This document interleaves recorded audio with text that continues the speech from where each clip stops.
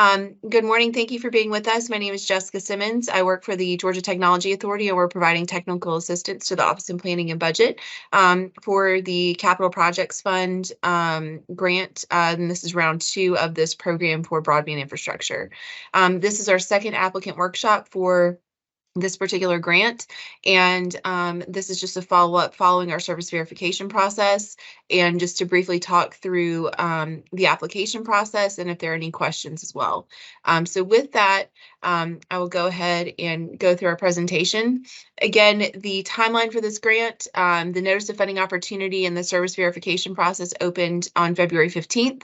The service verification process closed on March 3rd, and the application window opened yesterday. The link to the SurveyMonkey Apply application link is on OPB's website, which is opb.ga.gov under the Capital Projects Fund page if you are interested in applying. Obviously, we're here at our second applicant workshop to discuss any questions that there might be with the application. And then with that, the applications are due on April 21st at 5:00 p.m. At that point, the state will review the applications received, and the goal is to make award announcements this spring. With that, again, just to recap, there's approximately $15 million available for the second grant round. Following our service verification process, there are 4 eligible project areas, meaning 4 eligible counties for this program. Just as we did last time, where we started with a group of eligible counties. If a significant number of locations were reported during the service verification process as either served or being in the process of being built to, obviously we want to avoid duplicative funding. And so at that point, if there was a significant enough number of service verifications reported for that county that it brought the county below our threshold metrics for this program of either being more than 20% unserved or having more than 2,500 unserved locations, that ultimately determined eligibility. I'll show you the eligible counties in just a moment. But again, as we've discussed with this program, the eligible applicants are going to be internet service providers or anybody that builds and operates a broadband network. So based on some asset ownership issues that we've encountered with federal procurement and guidance, we really want to, it's much cleaner to be able to award directly to the entity that's going to end up owning the network. As we mentioned last time, partnerships and consortium applications will be allowed, and I'll get to that in just a moment.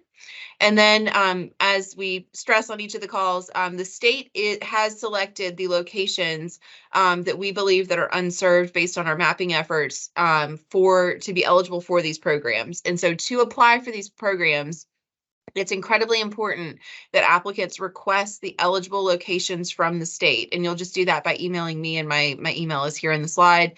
You need to get the number of locations from the state and the specific addresses that we are putting out for this grant program. So if we say there's 1,250 locations eligible in a county, we are looking for an application that is a proposal to serve those specific 1,250 locations within the county.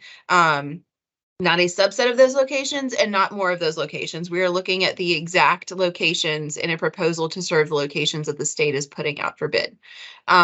With that, I mentioned there's 4 eligible project areas following service verification, and so we've got our map here.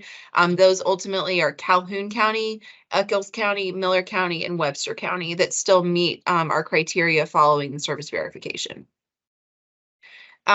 As with the first round of this grant program, project design and implementation will account for 25% of the score. The capability and competencies demonstrating the application will count for 20%. Performance measures 10%. The overall project budget, including matching funds, will be 30%.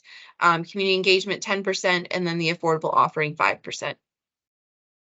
As I mentioned before, and as we saw in round 1, you can apply as a partnership. So essentially, if you, based on traditional territories, ILEC territories, EMC territories, if going based on the county line is not something that is the best model for you, that's why we have put this in to the application. Where, let's say, out of the 1,250 locations that are in a particular county, if you submit an application to serve 1,000 of those and you have a partner that indicates they are your partner and they will serve the remaining 250, then we will deem that an eligible application where you've got your two partners applying together and the applications will be scored together. And so that's why in SurveyMonkey Apply, you'll have to indicate if you are partnering with somebody and add their application ID in there as well, so that the state can tie those two applications together for review and scoring purposes. And then again, just a final note that just like State Fiscal Recovery Fund and also Capital Projects Fund Round 1, uniform administrative guidance does apply to these programs. Excuse me, including the 2 CFR 200 procurement requirements. And so we are expecting to perhaps get additional flexibility in the future from Treasury, but as of right now, these guidelines do apply. And so with that, I'll go ahead and open it up for questions. This is just, again, a follow-up webinar to our first webinar to see if there's any questions that may arise around the application process.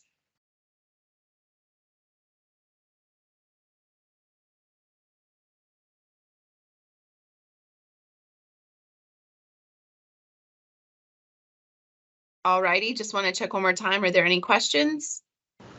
Hey, Jessica, it's Ken. I was checking about for Johnson County. Is that now been removed? Johnson County, based on the service verification, has been removed. Okay, just wanted to make sure and verify that. That is correct, yes, sir. All right, thank you. All righty, well, if we don't have any other questions, my contact information and John's contact information are here on the slide. That way, if there are any individual questions, please reach out to one of us directly. If it's more kind of application related or broadband related, please send that to me. If it's more kind of technically related to SurveyMonkey, please send that to Jonna. Otherwise, thank you for your time.